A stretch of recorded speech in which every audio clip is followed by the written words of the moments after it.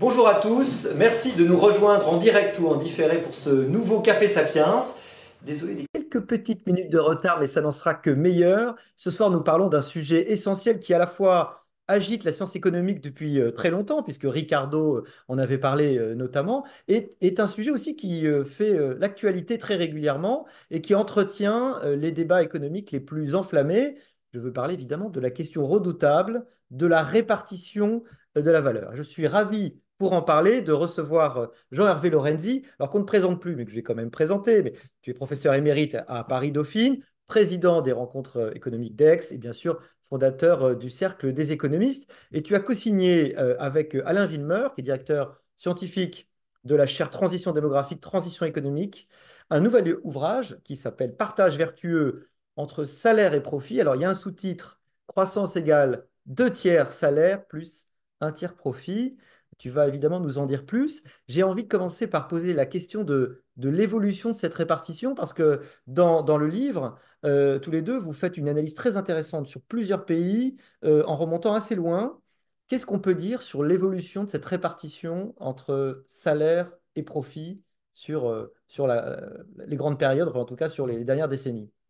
Euh, Tout d'abord, pour dire à quel point tu as raison de présenter cette question de la répartition comme étant absolument essentielle, pour des raisons qu'on voit bien. S'il n'y a pas assez de profit, il est clair que les entreprises ne vont pas être incitées à investir ou n'ont pas les moyens. Et s'il y a beaucoup de salaires, ou trop de salaires, la consommation est évidemment importante, mais ça va Hmm. là aussi restreindre les profits. Ouais. Et si les salaires sont trop faibles, c'est évidemment, ça ne pousse pas à aller avoir finalement une véritable stratégie d'investissement de la part des entreprises.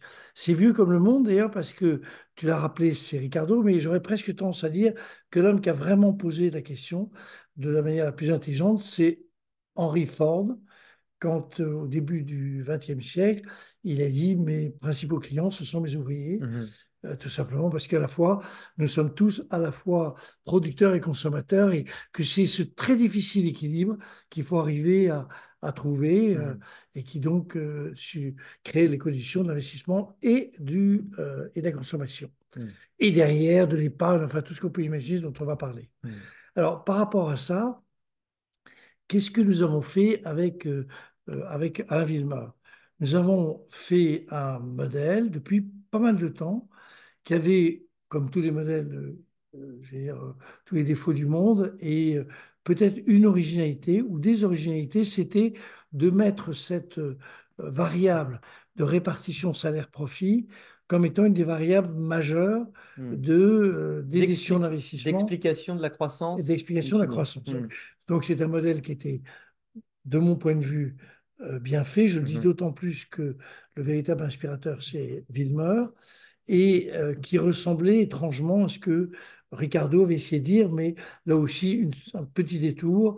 Ricardo, c'était salaire, profit et rente. Mhm. Et en réalité, il y avait cette idée assez simple que les salaires devaient augmenter de manière, j'allais dire, obligatoire, non pas par bienveillance particulière pour la classe ouvrière Mhm. au XIXe siècle, mais tout simplement parce que ces salaires permettaient juste à subsister. Mhm. Or, la subsistance, c'était le pain, pour résumer, Ouais. et le pain était produit par le blé, mais le blé était produit dans des terres qui étaient de moins en moins productives. Oui. Donc, tout ça faisait Donc, monter le la prix. productivité marginale décroissante fait que Décroissance faisait que le prix du pain augmentait, donc il fallait payer les gens mieux donc il pour qu'ils fallait meurent pas de payer faim. un peu mieux, et donc les rentiers. Alors, il y avait la marge de manœuvre pour essayer de serrer le coût des rentiers qui servaient absolument à rien, Mhm. et parce qu'il était quand même très sensible, comme d'ailleurs étaient tous les classiques, les économistes classiques, au fait, sur lequel on va revenir tout à l'heure, parce que ça a une actualité forte, que le véritable sujet, c'était les profits, Mhm. c'était la nécessité des profits de sortir à l'investissement, de servir à l'investissement, Après, on va le retrouver chez Max Weber qui va dire l'éthique du capitalisme. L'éthique du capitalisme, c'est protestant. Hmm. Est-ce que c'est protestant, juif ou catholique, c'est du pipeau. Mais la réalité, c'est qu'il y a cette volonté de croissance de la part des investisseurs. Hmm. L'entrepreneur, c'est d'abord et avant tout celui qui facilite la croissance. Voilà. Hmm. Alors, pourquoi deux tiers, un tiers? Parce que ce modèle tout à fait intéressant a donné des résultats. Et le résultat, c'est ce deux tiers, un tiers. Alors, peut-être quelques explications par rapport à l'action que tu me posais. Hmm. Je suis un vrai universitaire, c'est que je ne réponds qu'après 10 minutes de prologue. C'est, Mais on a le temps long ici, on on n'est a pas le temps obligé de se long, donc c'est précipiter. un bonheur absolu. Oui. C'est un bonheur absolu. Et donc, la réalité, c'est que les États-Unis d'Amérique ont pendant 125 ans, Hmm. de 1875 à 2000, respecté cette règle. Hmm. Croissance 4-5% en moyenne, avec évidemment des Hmm. creux liés à la crise de 29, liés aux guerres, etc. Mais croissance très forte. Puis à partir de 2000, et on va retrouver ce phénomène-là dans 17 pays que nous avons analysés, Hmm. on a une croissance très importante des La part profits. des profils. La part des profits, pour les États-Unis, puisque c'est quand même ça qui compte le plus, Mhm. ça passe de 33, donc un tiers à peu près, à 40%. Ouais. J'y rajoute le fait que beaucoup de salariés, notamment des grandes entreprises, touchent des revenus qui sont en réalité absolument géants. Et vous vous souvenez, pour Hmm. Stellantis, c'est l'équivalent en France des 50 quelques millions d'euros de patron de Stellantis, qui est un Ouais. salarié. Donc c'est toujours un problème pour les salariés, ce ne sont pas les entrepreneurs. Et là-dessus, on s'aperçoit qu'il y a quand même un problème de croissance de long terme. La croissance de long terme, à partir de 2000, aux États-Unis, va être de l'ordre de 2%. Alors, Hmm. il y a des sursauts, comme il y a une variable forte qui sont les déficits budgétaires et que les États-Unis en sont les champions mondiaux. Mhm. C'est clair qu'on met de l'argent et que ceci, évidemment, alimente la consommation des uns et des autres et leurs investissements. Mais il n'empêche qu'en moyenne, il y a un ralentissement très significatif. Hmm. C'est vrai d'après tous les pays. Un pays qui est totalement exemplaire de ça, c'est le Japon. Hmm. Impossible. Alors, ils ont des politiques budgétaires et des politiques monétaires incroyablement On parle surtout d'eux facilitatrices. pour leur endettement C'est, d'ailleurs, leur taux voilà, d'endettement, avec oui.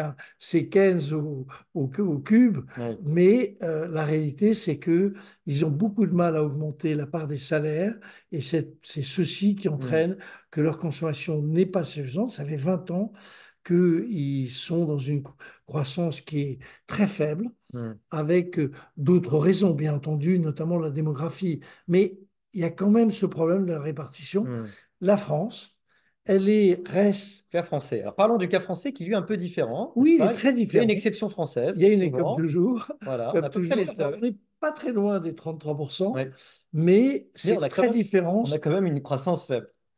parce que on a une énorme différence entre les grandes entreprises qui, elles, sont à 40% Oui.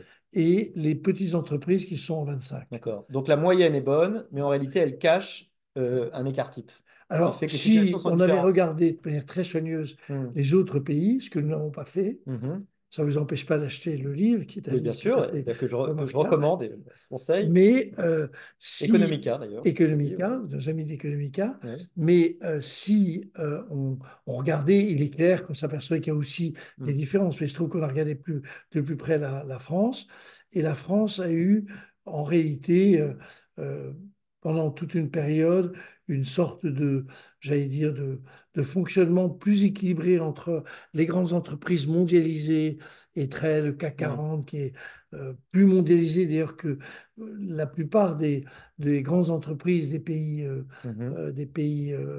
des autres grands pays industrialisés et les PME. Et c'est vrai que les PME, il y a une part des profits qui est plus faible, Mhm. ce qui rend quand même au fond, explique une partie des difficultés Mm. de ces milliers, centaines de milliers d'entreprises, qui sont d'ailleurs le cœur même de la croissance, la création d'emplois. Quand on regarde la Mm. création d'emplois qui est talentueuse depuis quelques années, on s'aperçoit que c'est là que c'est fait, mais on a quand même un petit problème de... Mhm. Et la deuxième question. Oui, sinon j'en ai plein, moi, des Oui, questions, oui, hein, mais... mais juste après, Ouais, je ouais, cède la parole, ouais. bien entendu. Mm. Mais la question, c'est que après, donc, on a ces profits qui se traduisent par des dividendes Oui, parce que et, dans le profit, il y a quand même deux façons d'utiliser les profits. et c'est la manière dont on les Voilà, utilise qui est absolument majeure. dividende ou investissement. C'est toujours Dividendes, deux alors choses. le pire, c'est les rachats d'actions. Alors, j'aimerais bien faudra qu'on en parle des rachats d'actions, parce que c'est quand même, c'est un sujet intéressant, peut-être un sujet de débat. Il- Mais alors, avant, Ce alors, sera un sur la sujet de débat. répartition, parce qu'effectivement, l'idée, c'est quand il n'y a pas assez de profit, il n'y a pas assez de financement de l'investissement. Mais il Bien y a des sûr. gens qui diront, dans le profit, il peut y avoir des dividendes, et du point de vue français, le dividende, il ne sert à rien. Il est à une pure rente inutile, et puis, pire que ça, injuste. Qu'est-ce Oui, qu'on peut répondre? non, on peut répondre que c'est évident. Je veux dire, ça se voit, les près de 100 milliards de dividendes sont comme tout le reste. Ça va du haut jusqu'en bas de Hmm. l'épargne française. Et là, quand je prononce ce mot épargne, je pense tout de suite à la famille Babot, Voilà. son talent d'André Babot, qui était quand même un très, très grand économiste, qui a Épargne et patrimoine et beaucoup retraite. de patrimoine et de retraite. Mais c'est évident que la caractéristique française, elle n'est pas que les dividendes, elle est aussi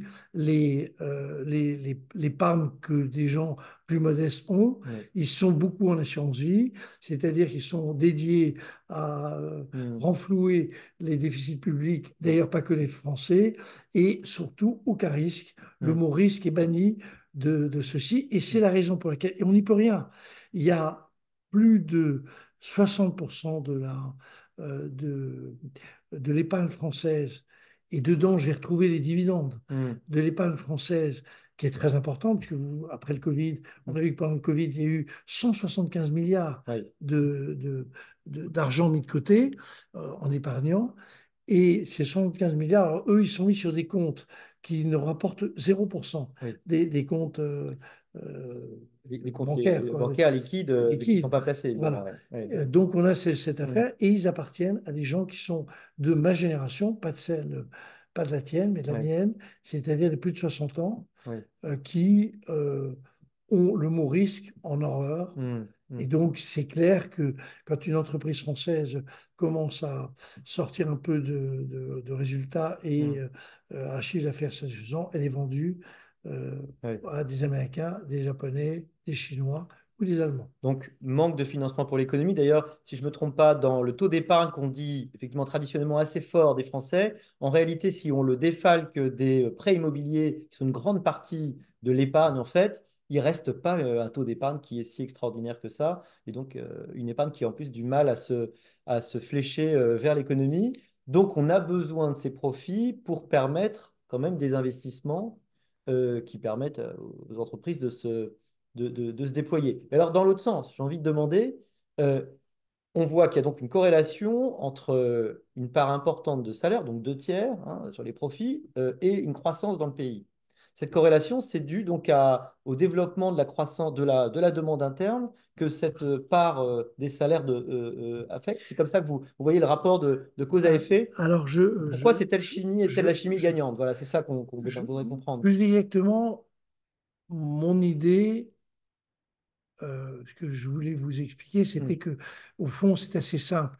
Comme on est deux économistes, on a toujours tendance à mettre une variable au-dessus des autres Oui, sans que ceci soit si évident. C'est oui. une manière de poser des questions. Hmm. Le mot clé pour moi, c'est investissement, Oui. investissement, investissement. On va voir tout à l'heure à quel point Hmm. le problème, du matin jusqu'au soir, on parle de la transition énergétique, on parle de la transition numérique, on parle de la transition démographique. Hmm. Moi, je veux bien, mais tout ça, c'est des dizaines, des centaines de milliards qu'il va falloir mettre sur la table. Hmm.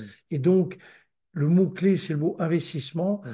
Moi, je pense que dans cette opération, de cette période si particulière que nous sommes en train de vivre, le mot, au fond, de sobriété Mhm. doit toucher les uns et les autres, non pas tellement sur la consommation qui est, au fond, j'allais dire, souvent pour beaucoup de gens, pas exceptionnel, Ouais. mais l'investissement, pour reprendre l'habitude maintenant de notre jeune Premier ministre, dire trois fois de suite, action, action, action, Ouais. investissement, investissement, investissement, ça suppose que les dividendes, qui sont quand même un peu Mhm. le bras armé d'une économie en croissance, c'est quand même que ça serve à l'investissement, que on va évoquer tout à l'heure les rachats Mhm. d'actions, mais c'est l'exemple même le plus illustratif des gains, des profits qui ne sont pas complètement utilisés Mhm. à investir.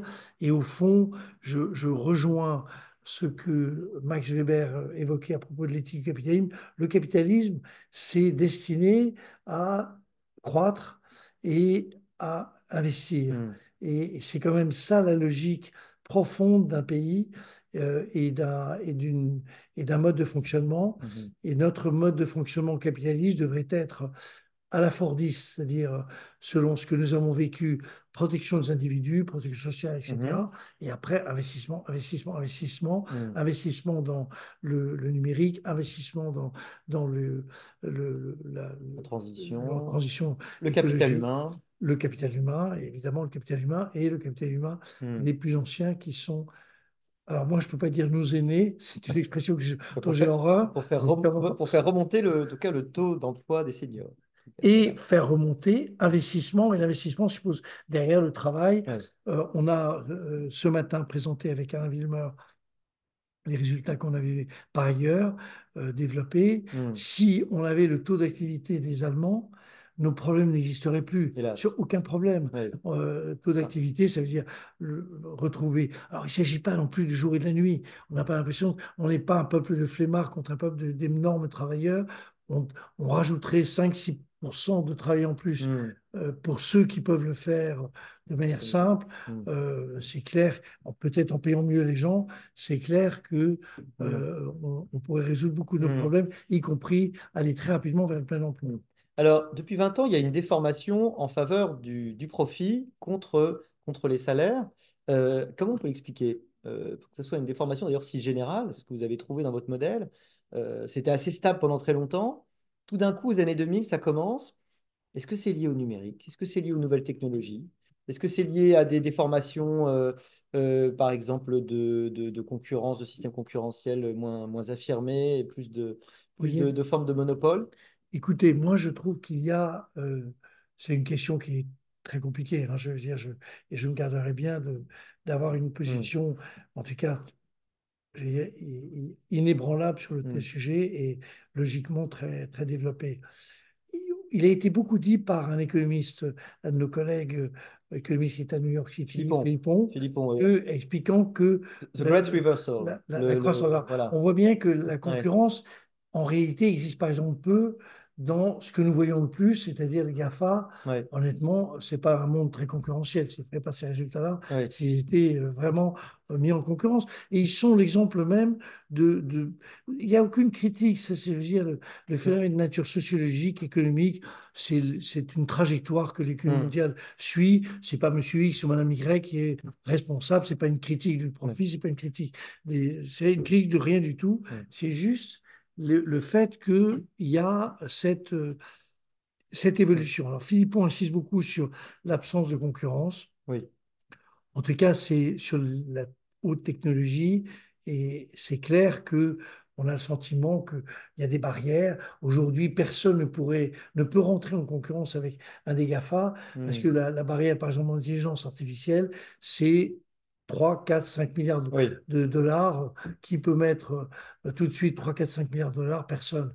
Donc, c'est sûr qu'il y a ce Oui. phénomène-là, L'économie des plateformes crée des monopoles quasiment naturels, quasiment évidemment, du naturel. fait des règles. Mais l'innovation, normalement, est là pour remettre en cause. Alors, Mm. ce qui est très étonnant dans l'évolution de nos sociétés, c'est que la productivité est très faible, les Mhm. gains de productivité, et donc que l'innovation n'est pas aussi exceptionnelle que ce qu'on raconte. Et Mm. que ce que disait Solo, Le notre fameux collègue, paradoxe, le fameux paradoxe, voilà, l'avantage enfin, les gains de productivité sont visibles partout, sauf dans les statistiques. sauf de la Alors, statistique. le fameux Bon, paradoxe, on le voit toujours un petit peu aujourd'hui, on le enfin, voit avec le surtout progrès aujourd'hui, technologique. progrès. Alors, c'est aussi lié à des tas de phénomènes. On voit bien que le marché du travail se segmente. Alors, c'est très clair, par exemple, aux États-Unis. C'est clair aussi dans des pays comme le nôtre. Hmm, On a créé beaucoup d'emplois, mais c'est beaucoup d'emplois. Et c'est tant mieux, hmm, mais et c'est vraiment bien. oui. Depuis 5 6 ans, peut-être 1,5 million. Le président dit Oui, 2 en tout cas millions. environ 1 million, ouais, c'est quand Oui, même. oui, ce qui est déjà bien. Ce qui fait que Pierre Gattaz, d'ailleurs, a tenu son pari, mais peu de gens l'ont remarqué. Mais bon, Pierre Gattaz, le pari du 1 million d'emplois tout a à été fait, relevé. Mais tout à fait. Il l'a gagné avec un léger retard, oui, mais il l'a gagné. En tout il a cas, c'est pas gagné. lui qui en a profité, parce que Non, c'était le successeur, son il a successeur. tort Donc, d'avoir raison trop tôt. voilà. Hmm, Mais en tous les cas, mais sur beaucoup d'emplois non qualifiés. oui. Et la réalité, c'est qu'il y a une sorte de dualité du marché du travail Hmm, qui fait qu'au fond, euh, le, l'évolution des gens, j'allais dire comme beaucoup de cadres ou oui. des gens comme nous, Mhm, finalement traversent sa vie avec des rémunérations qui leur hmm, convient. oui. Et d'un autre côté, le problème par exemple, des rémunérations faibles dans notre pays, c'est non seulement que les rémunérations ne sont pas très élevées, mais c'est que quand on est scotché là-dedans, on est On n'en scotché, sort on jamais. ne s'en sort jamais.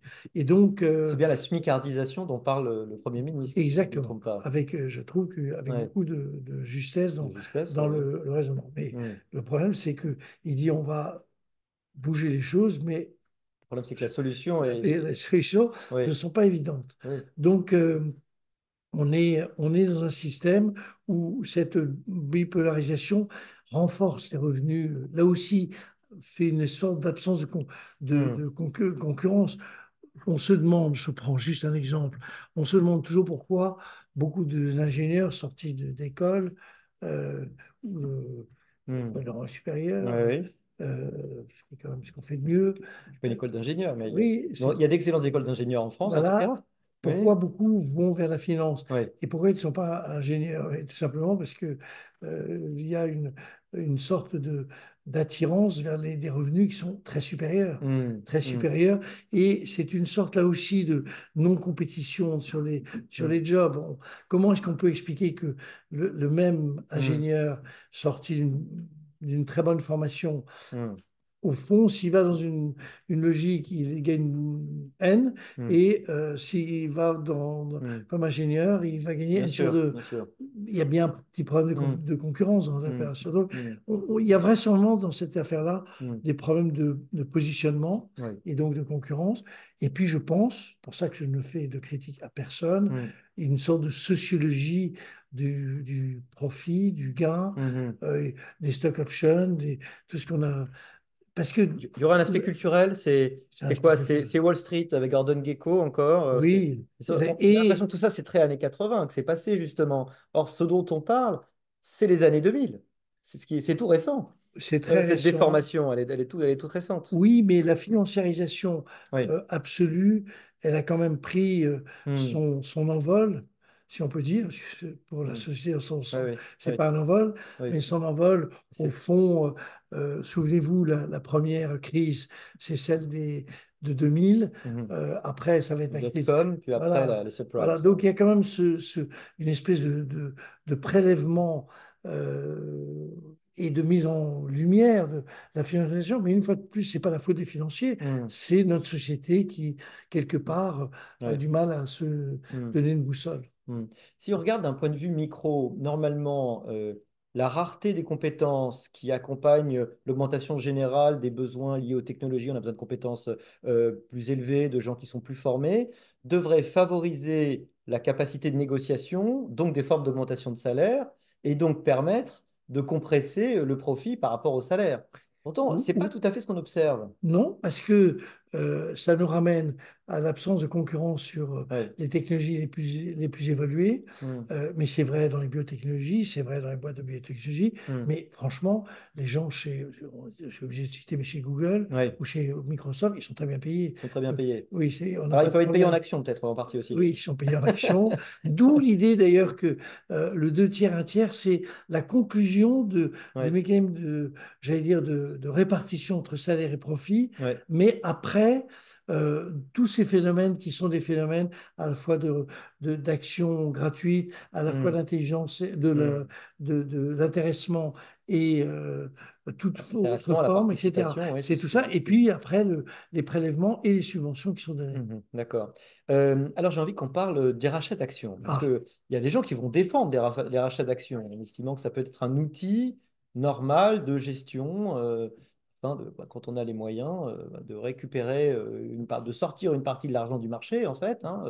Il y a des gens qui l'interprètent comme des manipulations de cours, mais enfin, c'est pas tout à fait la vision qu'en aurait un chef d'entreprise qui vous en parlerait. Alors, la, la- les rachats d'actions, alors, est-ce que c'est le mal absolu? Est-ce que c'est l'abus de rachat d'actions qui est critiquable en ce moment? ce n'est ni le mal absolu, ni Hmm.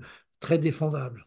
D'accord. Entre les Mais deux, alors. c'est pas très défendable. Hmm. Je préfère démarrer par ça. Mhm. C'est pas très défendable parce que c'est pas ce dont on a besoin aujourd'hui. Aujourd'hui, on a besoin que les entreprises investissent. Hmm. Au fond, je disais à quel point je me sentais weberien. Ouais. Il y a une espèce de vision au fond de ce que nos sociétés doivent produire. Hmm. Elles sont quand même dans des logiques d'affaiblissement, Mhm. dans des logiques de perte de sens, dans des logiques de disparité, d'éclatement. Hmm. On va se retrouver dans quelques mois euh, en- Ah, à ouais, bien Aix-en-Provence. sûr. Le thème sera relier les mondes Hmm. avec une réconciliation, Ouais. vers une réconciliation. Hmm. L'idée, c'est quand même que nos sociétés, aujourd'hui, je ne sais pas où ça en est, les points de blocage, mais on a quand même un petit problème À 20 avec kilomètres de Rungis, si j'ai bien compris. de Rungis. Euh, le problème, c'est quand même qu'à un moment déterminé, il faut Hmm. que les gens aient un sentiment d'être, j'allais dire, traités de manière juste. Il y a chez tous les êtres humains un besoin de justice. Hmm. Alors la justice, c'est pas que tout le monde gagne la même chose, c'est pas Hmm. l'égalitarisme, c'est juste des questions de bon sens. Hmm. On voit bien que quand un agriculteur vous dit que il travaille 70 heures par semaine et Hmm. qu'il doit gagner tout juste le SMIC, Bien il y a un sûr. petit problème. Bien sûr. Et Hmm. après, les écologistes vont le dire que c'est une sorte de criminel de guerre parce qu'il a par ailleurs créé des conditions Oui. Mais la réalité, c'est que il y a quand même cette difficulté. Et ma conviction, c'est que si je prends les grands défis auxquels nous allons être confrontés, c'est-à-dire le développement de l'intelligence artificielle, mais contrôlé ou Hmm. utilisé pour le Hmm. bien-être des gens et pas uniquement pour Mhm. les remplacer les gens au boulot, Oui. si on veut essayer de se lutter contre le réchauffement climatique, qui est quand même une catastrophe Mhm. pour les générations qui viennent, si on veut traiter de manière, j'allais dire, respectueuse les générations qui vont être dépendantes, la dépendance, c'est quand même un phénomène qui ne va pas Hmm. disparaître du jour au lendemain. Hmm. Et au contraire, tout ça suppose que l'innovation refonctionne. Mhm. Or, c'est peut-être le paradoxe dans notre discussion ma position qui est Mhm. tout à fait prudente, hein. Je suis Hmm. trop économiste pour être et trop Pour être tête brûlée. pour être tête brûlée sur les positions, mais je m'aperçois que les plateformes qui ont été considérées comme une immense innovation, ça n'a pas créé de nouveaux produits. On va toujours, Hmm. on est plus habile pour trouver la bonne chambre Oui. d'hôtel ou le bon restaurant ou pour acheter un produit moins cher. Très Oui. bien. Mais est-ce que derrière tout ça, alors l'intelligence artificielle, c'est autre chose, ça. Oui. On voit que c'est un véritable élément. Et puis en biologie, tout ça, c'est Oui. ce qui s'est passé pendant la Covid, c'est stupéfiant, Hmm. les innovations. Mais le reste, donc, pour le Hmm. moment, il faut investir, investir, investir parce que on n'a pas totalement réglé les problèmes d'innovation. Hmm. On en parle beaucoup, mais je suis Hmm. solevien aussi. Oui, et l'une des questions, effectivement, c'est cette accélération, mais il est peut-être trop tôt pour en parler, liée à l'IA générative avec ChatGPT notamment. Est-ce que ça pourrait être une cause d'une nouvelle déformation, dans un sens ou dans un autre, du partage entre salaire et profit? Bah, on peut imaginer que dans un premier temps, ça remet en cause une partie du travail. Hmm. Donc, comme c'était On a des exemples, hein, malheureusement, oui, sous les yeux déjà, comme, évidemment. comme Hmm. ce fut le cas euh, pour la première et la deuxième Hmm. révolution industrielle, Oui, ça a quand même, au départ, un impact sur le marché du travail. Vous oui, vous souvenez les ludistes, bien c'est la sûr. seule fois où dans l'histoire humaine, on a pendu des gens parce qu'ils avaient cassé, ils avaient tué non pas un être humain, Mais mais des une machines. machine. Ah oui, c'est vrai, oui. Mais c'était la Grande-Bretagne C'était qui. John Ludd, hein, c'est Oui. ça, et les ludistes, effectivement. Et On a eu les canuts, hein, nous à oui, Lyon mais les aussi. Canuts, ça a été très peinard. Oui, C'était à la française. Enfin, c'est c'était gentil. peinard, ils ont un peu cassé. Non, non, Hmm. c'était à la française. Ouais. Tout ça pour dire que on peut imaginer, sans prendre de risques majeurs, que dans un premier temps, l'IA va modifier le marché du travail, pour ne pas dire supprimer des emplois. Hmm. Alors on dit, si on est un optimiste farouche, on va dire, mais ça Oui. va créer tellement d'emplois On parlait de nouveaux. Solo, mais parlons de Schumpeter alors. Bon, voyons, est-ce que c'est les Schumpeteriens? Est-ce que ça va créer au Et moins autant d'emplois? je préfère dire Hmm.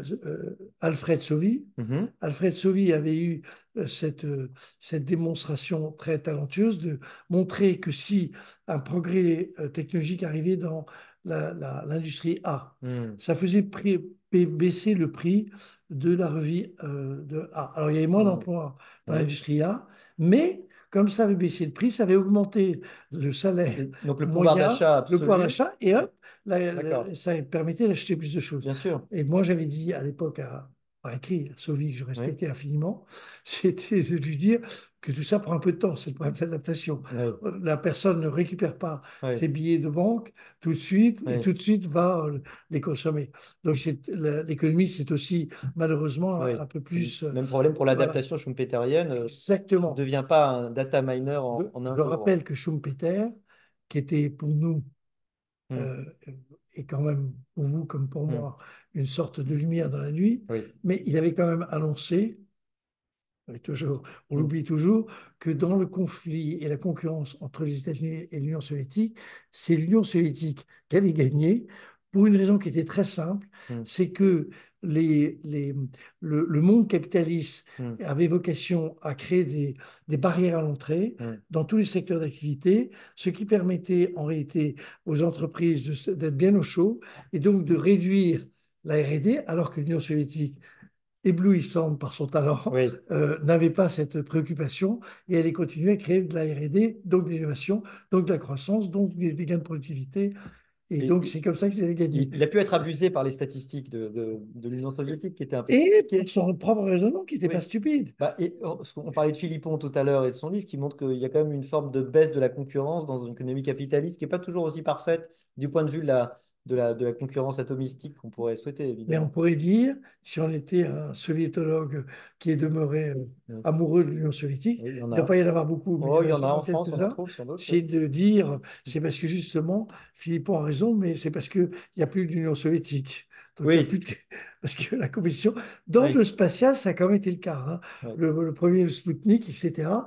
Et ça a quand même vraiment stimulé, dans ce domaine-là, mm, ça a vraiment stimulé ouais, l'industrie spatiale. ouais, enfin, du point de vue Pas le reste. du point de vue des innovations, enfin, c'est quand même plutôt les États-Unis que ça vient. Donc, bon, il y a quelque chose C'est que venu. Sauvy, que Schumpeter, pardon, n'avait pas totalement vu.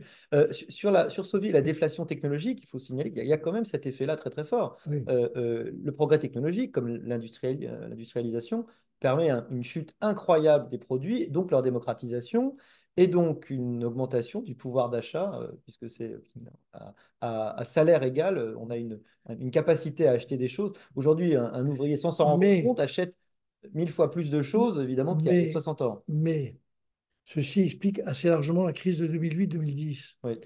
En même temps que, alors cela, c'est le commerce extérieur, enfin, c'est Mm. le fait de délocaliser ces activités Mm. pour, puisque je ne sais pas si vous vous souvenez qu'à l'époque, on considérait qu'un ouvrier chinois, une heure de travail chinois, c'était un quarantième de ce que coûtait une heure de travail, mettons, en Mm. Europe en moyenne. Mais c'est la même chose pour l'ouvrier technique. Oui. On supprime, on gagne du pouvoir d'achat. Oui. Mais en même temps, on supprime des emplois. Oui. Or, comme nous sommes des véritables démocraties, Mhm. et nous sommes, comme on l'a indiqué tout à l'heure, des Fordistes, c'est-à-dire on crée finalement des conditions de vie qui ne sont pas trop brutalisées, Mm. à ce moment-là, apparaît soit le crédit qui est donné Mm. aux États-Unis, Oui. donc le crédit, Mm. avec toute cette histoire de l'augmentation de la valorisation Mm. des logements qui permettait d'augmenter, Mm. de faire de plus en plus de crédits, soit en Europe Ouais. et tout particulièrement en France, comme on ne met pas les gens dans la rue, veille à la protection sociale. Oui. Donc, on remplace, certes, il y a baisse Hmm, de prix, hmm, augmentation du pouvoir d'achat en théorie, hmm, mais augmentation des impôts et des taxes, tout simplement pas. Alors, ce n'est pas tout à fait les mêmes, hmm, donc ça c'est bien, bien sûr. mais augmentation des impôts et des taxes, tout D'accord. simplement parce qu'il faut prendre en charge ceux qui ont été mis, Hmm, les gens qui travaillaient, qui ne travaillent plus. hmm, Donc, je prends le raisonnement dans sa globalité. d'accord. Alors, il va falloir prendre les questions des gens. Il y en a pas mal en ligne. Et, alors, moi, j'avais deux questions avant. La première, c'est effectivement, on parle de la répartition de la valeur ajoutée entre travail et enfin entre la répartition enfin, le travail et le profit. On pourrait dire l'État aussi, parce que l'État, il en prend une part. Est-ce que cette part grandit? Est-ce qu'elle diminue? Où est-elle? À quel moment? Parce que c'est quand même pas rien, Non, c'est surtout en pas rien. France. Alors, la réalité, c'est que on fait parfois un peu un abus de langage. C'est-à-dire que il y a dans les fameux 55%, Oui. 50, disons 55% pour Hmm, simplifier, il y a un peu plus de 30% qui sont des transferts entre, par exemple, générations. hmm, Les retraites, c'est des oui, transferts. Donc, bien sûr. donc, il y a une partie qui n'est pas, à proprement parler, les propres dépenses. Hmm, Après, il reste un paquet. oui. Et ce paquet, il est à partir des salaires profits de départ. C'est pour ça Mhm. que en Oui, réalité, un tiers, deux tiers, qui est le vrai c'est investissement et la vraie c'est consommation, exclu après il- le prélèvement, où des il taxes. arrive après les prélèvements et D'accord. après les transferts Bien sûr, après les divers et variés. transferts. D'accord. Mais c'est évidemment très important à C'est important clarifier. à clarifier. Alors, deuxième question, il faut se faire, je vais faire l'avocat du diable et de Marx en particulier, puisque la fameuse idée de la valeur travail.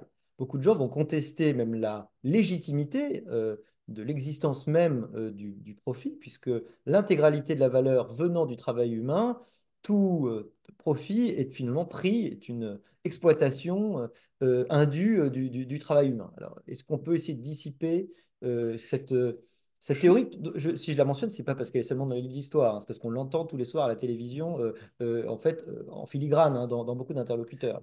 Alors, la réalité, c'est que, il faut réhabiliter le profit Mhm. par cette idée que c'est la base de l'investissement. Deuxièmement, dans ce profit, il est normal qu'il y ait des dividendes parce qu'il y a une prise de risque. Oui. Donc, alors je vois déjà la question suivante, mais je n'y répondrai pas parce C'est que je quoi, n'ai pas de sur la réponse. capitalisation? Non, Non. comment est-ce qu'on valorise la prise de risque. Oui. Mais admettons Bah, que ça c'est le taux vaille, d'intérêt, voilà, théoriquement, si je ne me trompe pas. c'est les taux d'intérêt. Oui. Mais je considère comme légitime, Oui.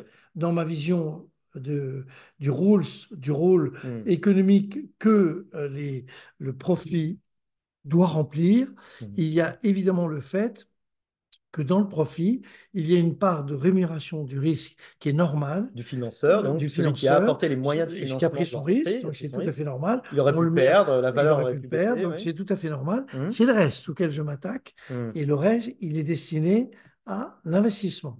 Mhm. Et donc, je suis pour une rémunération normale au fond, en termes très néoclassiques. Oui. Ça pourrait être la productivité marginale du capital, Oui. ça peut être les taux d'intérêt, ça peut être tout ce qu'on veut, Mhm. mais c'est la rémunération du risque. Et ça, je trouve que c'est normal. Mhm. Alors, il y a plein de Donc, questions. nous Euh, allons détruire cette idée défendue sur quelques chaînes de hmm, télévision qui, parfois, ne hmm. sont pas uniquement l'expression de ce que les économistes disent. Oui, ça arrive même plus souvent qu'à notre tour. Alors, parmi les nombreuses questions, alors, il y en a une sur quels sont les types de politiques qui doivent permettre un rééquilibrage. Alors, mon rééquilibrage, il est, dans le cas français, Pourtant, la il- France n'est pas la plus mal non, non, placée, même si on a vu que c'était mon compliqué. truc, je ne vais pas changer, je ne vais pas ramener facilement Hmm. les 40% À 30, à à 32. 30. Oui, oui, Et au fond, hmm, quelque part, ce n'est pas ça le sujet. mhm, C'est que dans ces 40%, je veux plus que les 100 milliards de dividendes. Je veux une hmm, rémunération du risque. Je suis prêt à la calculer, hmm, qui sera peut-être N milliards. Je me garderai bien de donner un chiffre. Même s'il restait 1 milliard, hmm, ce milliard, il doit être investi, investi, investi. hmm, C'est-à-dire, au fond, je plaide et je réponds à la question en disant, les économistes ont dit que la transition écologique, c'était en dépenses hmm, collectives. laissons tomber l'idée que c'est l'État et ça. Imaginons que c'est simplement notre collectivité, Ouais. le Mm. bien public, chaleur ou froid ou Mm. climat, c'est pas ça appartient à personne, c'est un bien public.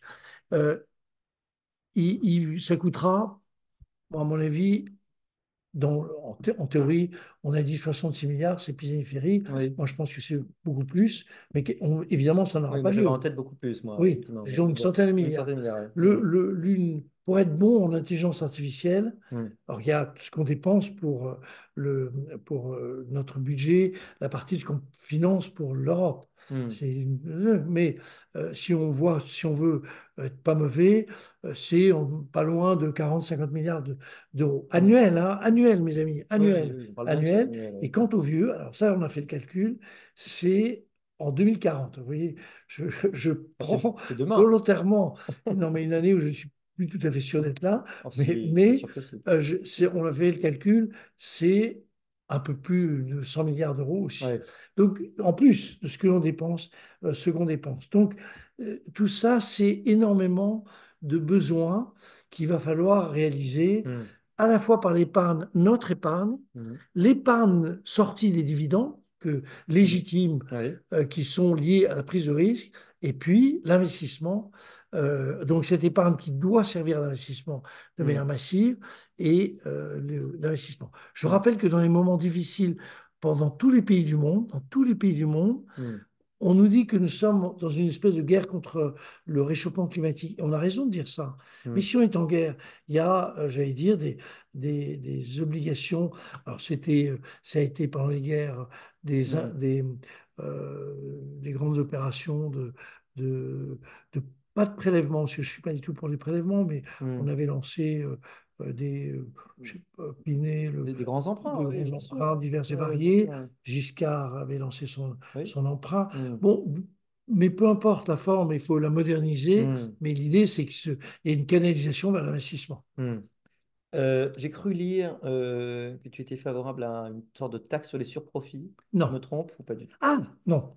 Non. Je suis. Non, non, non. Moi, je suis. Alors, c'est la raison pour laquelle je pense que le problème est de nature très sociologique. C'est Mm. exactement comme Ouais. l'emploi des seniors. Pourquoi est-ce que notre pays est infoutu de faire travailler les gens à partir de 60 ans? C'est parce que, voilà, Culturel, c'est regard très profondément différent. culturel. Je Mm. me souviens d'avoir été voir à plusieurs reprises, non pas Mm. Pierre Gattaz, mais un Oui. de ses successeurs, en disant Oui. c'est le sujet des entreprises. Et le Mm. président du MEDEF, si je me souviens de son Texas, c'est bien Oui. en charge de la réflexion pour les entreprises. Et donc, le sujet, c'est vraiment, il est culturel. Je ne crois pas tellement à l'obligation, je crois juste à cette idée que il faut que on pousse la société française à prendre en charge une sorte d'idéologie j'allais dire, de l'investissement, du progrès Mm. et de la survie. Donc, c'est ça le sujet. Oui. Je suis pas trop d'ailleurs pour l'environnement, ce aspect punitif et tout, ça me casse les pieds. Oui. Je Oui. crois beaucoup qu'on convainc les gens. Mm. On a des dirigeants qui sont soucieux de profit, c'est Mm. normal, puisque je veux dire, c'est vraiment le résultat qu'ils obtiennent. Mm. Et je suis absolument pour que on dise, ben voilà, à un moment on disait il faut Mm. 15% de marge. Oui. C'était du pipeau, on Oui. avait bien chiffré. Moi, je mettrais tant de pourcents Mm. de rémunération du risque et le reste, il faut vraiment que ça aille vers l'investissement. Mm. Mm. Alors, parmi les questions, il y en a une qui me fait me rendre compte que peut-être qu'on aurait pu être plus pédagogue, parce qu'il pose la question du sens de ce que c'est que la valeur. Alors, c'est vrai que nous, on le dit sans la définir, mais on aurait peut-être dû préciser que c'est la valeur ajoutée, n'est-ce pas? Peut-être qu'effectivement, tout le monde, n'étant pas complètement ferré sur ces questions, et pourtant concerné par la question du partage, dire que cette notion de valeur en économie, là, Alors, qu'est-ce que ça recouvre? on peut Mm. le définir de notre côté de deux manières. Il y a eu un débat très profond qui d'ailleurs structure au fond une partie du regard qu'on peut avoir sur le Mm. travail, qui consiste à dire qu'un objet, sa valeur, c'est la qualité de travail qui a été intégrée dans le travail. Voilà. Mm. Et les autres, et les deux ont pour partie raison dans cette affaire. Hmm. Mais ça a été très bien défendu. Le premier, ça a été toute l'économie politique classique Mhm. tout au long du XVIIIe et XIXe siècle, y compris les gens comme Ricardo, mais également des gens comme ou Adam Smith, Hmm. mais quelqu'un comme Marx. Donc, c'est très Ouais. profondément intégré et c'est assez sympa parce que ça relie un objet au temps de travail qu'il a fallu Hmm. pour et les qualifications qu'il a fallu pour le Ouais. mettre en valeur. Donc il y a une espèce de côté, j'allais dire pas messianique, mais très, très spirituel Ouais. dans ce passage. Le reste, l'autre vision est moins sympathique sur ce point-là et partage aussi une partie de la vérité. On prend la valeur, c'est l'utilité que les individus donnent. Alors imaginons que on veuille tous des cocottes en papier, et ben si on veut tous des cocottes en papier, c'est on donne une très grande Ouais. valeur d'usage à cette cocotte en papier, et Hmm. donc le prix va monter parce qu'on sera très nombreux Ouais. à se nous battre pour les avoir. Après, il y a une conception qui est française Hmm. d'ailleurs, de la comptabilité nationale, Mhm. et qui consiste à prendre dans chaque entreprise ce qu'elle apporte comme j'allais redire de valeur ajoutée, mais comme son apport en termes Hmm. de travail, Ce d'investissement, qu'elle crée ce par qu'elle son crée existence. par son Donc la existence. différence entre ce qu'elle a utilisé comme Et matière donc, voilà, première, donc, voilà. consommable. Donc on regarde bien ce qui est son apport propre. J'aime bien cette expression d'apport Mhm. propre. Et on fait la somme de tous les apports. La somme de tous les apports, ça couvre les profits et les Mhm. salaires. Voilà. Et la somme des valeurs ajoutées, ça Et la somme de s'appelle la... le PIB, le produit Voilà. intérieur brut, et donc la somme des productions. On Alors, a été bon là ah là pour là, c'est très l'explication. bon, très bon. C'est vrai Franchement, que on a peut-être dû commencer par là. Alors, il y a plein de questions et malheureusement, il nous reste que 2 minutes puisque la promesse est de vous laisser à 19h. Mais il y a justement une question sur les rencontres économiques, les dernières, hein, celle de 2023, sur Recréer l'espoir, avec quelques idées fortes, hein. Est-ce que Recréer l'espoir, demande notre auditeur, notre spectateur, ne réside pas en premier lieu dans le rétablissement de la confiance et du dialogue à une échelle locale et aussi au sein de l'entreprise? Voilà, une, une bien belle recommandation, évidemment. On voit bien que ces problèmes macro sont, et c'est vrai que moi j'ai toujours envie de revenir au micro, c'est souvent des problèmes micro de chefs d'entreprise, d'ailleurs qui se payent souvent assez peu, on en parle avec les oui, bien agriculteurs, sûr, mais pas bien sûr. seulement, et qui eux-mêmes sont dans ce choix entre Il y, a- il partage y des a- profits. il y avait eu de la part de certains de nos collègues, et notamment c'était Yann Algan de Oui. mémoire, Hum. c'était l'idée que la société française est une société euh, de, de défiance. Oui. C'est-à-dire qu'on a toujours l'impression de se faire rouler pour dire que Hum. on est tous à un moment ou un autre de notre généalogie des fils de paysans. Hum. Et il y a cette espèce d'idée que on se fait rouler par Se le voisin. rouler. Oui. Voilà. Et donc, c'est vrai que si on pouvait mettre plus de confiance, moi je suis très frappé parce que j'ai un regard sur l'enseignement primaire donné par, et l'enseignement primaire et secondaire, notamment primaire, donné par, dans l'enseignement français, Mhm. qui est public ou privé, c'est pas le sujet. Il y a cette espèce de toujours de pression qu'on met sur les enfants, Hum. et il se trouve que j'observe Hum. familialement ce qui se passe dans les enseignements Hum. délivrés dans des institutions américaines, anglaises, enfin Hum. anglo-saxonnes, ou Hum. même d'ailleurs espagnoles. Mhm. Tout le but, c'est de mettre les gens en confiance. Donc, quand vous écoutez le journal télévisé Hum. le matin, on démarre sur une des grandes chaînes et c'est l'accumulation Ah des oui, les mauvaises nouvelles. mauvaises Il n'y a nouvelles. jamais de choses. Or, notre pays marche Oui. bien, il a ses défauts, mais c'est une espèce de vision très négative. Et je pense que remettre les gens en confiance, ce serait Hmm. formidable. Hmm. Mais c'est compliqué. Ouais. On est un pays et un peuple et une nation qui est toujours Hmm. un peu défiante par rapport à Hmm. tout. Pas à titre individuel, c'est pour ça que les sondages sont si favorables sur le bonheur Hmm. individuel et sur le malheur collectif. Ouais. Est-ce que c'est pas Raymond Aron qui disait l'homme est un être rationnel, mais les hommes, c'est pas sûr? Des choses comme ça, hein. Oui, c'était Enfin, je jolie sais plus, je sais formule. jamais si c'est Et pas là, ça. on peut terminer là-dessus, On parce que peut c'est terminer important. là-dessus. Bravo. Je Merci. suis très honoré d'avoir participé à une émission qui se conclut de cette Sur manière-là. Raymond Aron, c'est toujours, toujours. En tout cas, merci beaucoup, Jean-Hervé Lorenzi, et je recommande à tout le monde, évidemment, d'acheter et de lire votre dernier livre sur cette question partage de la valeur pour aller beaucoup plus chez en notre, détail chez chez notre, Economica. notre ami. Voilà, Voilà. très bonne maison. Merci beaucoup et bonne soirée à tous.